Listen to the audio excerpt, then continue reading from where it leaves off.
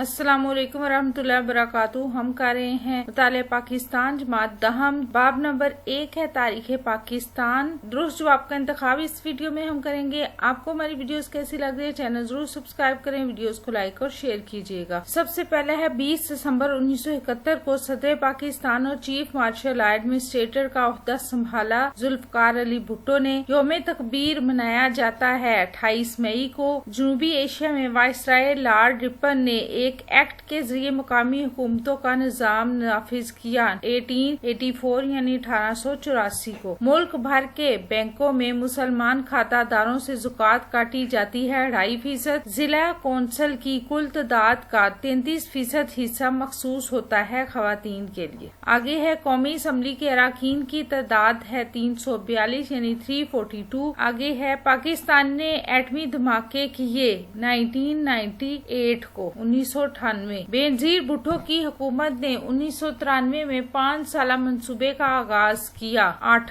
आठवें 5 साल मंसूबे का आगाज किया। आगे है मियां नवाज शरीफ ने मोटरवे की तकमील पर इसका बाकायदा इफ्तिताह किया 1998 को। आपको वीडियो कैसी लगी, चैनल जरूर सब्सक्राइब करें, वीडियोस को लाइक और शेयर कीजिए, कमेंट करके बताएं मजीद कौन सी वीडियोस देखना चाहते हैं। अपना और अपने पैरों को रखे ढेर सारा ख्याल। अल्लाह हाफिज।